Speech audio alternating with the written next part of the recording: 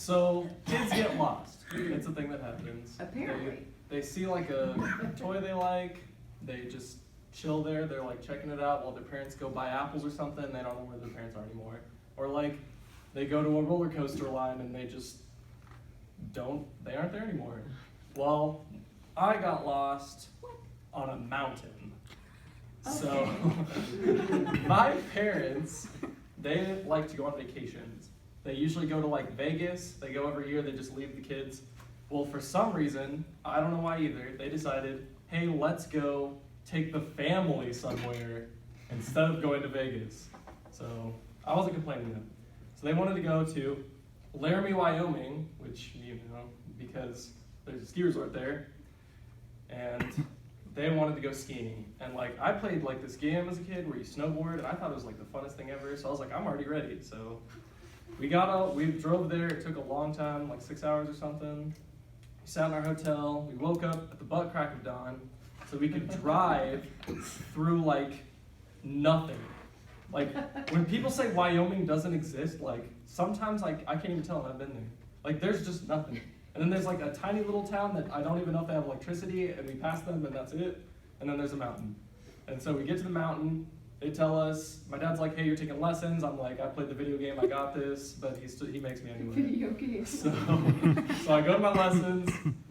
I don't really remember it. I was like 7, so I don't really remember much about the lessons. I just knew that if you wanted to stop, you just like get on your heels, because like it turns the board sideways and it like grinds on the snow and you just stop. So I was like, okay, stopping, going, got it. So go to the ski base camp. My parents and I, we all go up the ski lift, and they're in the thing in front of me and I'm in the one behind them. And they're in skis, and skiers have poles. So they can just keep their skis on and just go. Right after they get off the ski lift, they just go. Well, snowboarders, in order to move on level ground, since we don't have skis, we have to unstrap one of our feet and just like push ourselves like a skateboard. And it's really annoying because you either have to walk like this or you have to push yourself like this, and it takes forever. So we get off, they start going down the mountain because they don't know I have to strap myself in. So I have to like slowly limp over to the top of the actual hill, strap myself in, and I have to catch up to them because I don't know where they are. So I start zooming because it's a tiny board, I'm a tiny me, we're going. So I'm going down this mountain, see my parents, I think I'm cool, I'm arrogant, like yeah, I just passed you when I started like a million miles back, and so I just kept going. So I'm zooming down this mountain, reach the bottom, there's a split. The instructor told me that I could handle greens, which are the easiest ones, and blues, which are like average. So there's a split, there's a green and a blue. This one leads to base camp, and this one I also thought led to base camp. I thought it just did like a circle thing. This one does not lead to base camp, but I thought I was cool, so I was like, I'm gonna take the average one. So I went that way. I started curving this way, but I'm 7, so I don't know nothing's wrong yet. I'm like, wow, we're gonna do like a loop-de-loop or something. So I'm going this way, and I keep going. It's steep too, so I keep wiping out because I'm not as good as I thought I was because, you know, I was 7.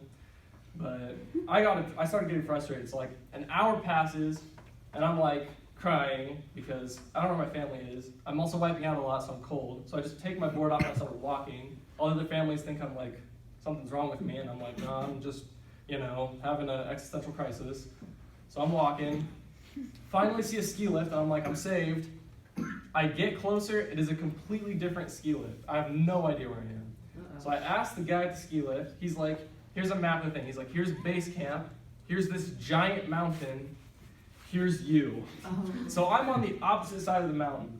So I have to ride this ski lift all the way back up to the top, ride all the way back down the other side again, and then take the correct path this time. So I start going, like, I actually start zooming again because, like, I'm determined, like, I'm crying and stuff, but I'm determined in crying. So I'm going. So I make it to the split, I go the right way, I'm still crying, but I'm like, I got my chest up, like I made it, I survived the mountain. I go up to the diner, my parents are just eating without me. They're just eating. They have the food, they're eating. So I'm like, hey, I'm Chris, your son. You know, I've been lost in this mountain for like 3 hours now, so. And they're like, oh yeah, well we saved you, like, they make sandwiches. There's like ham, turkey, roast beef.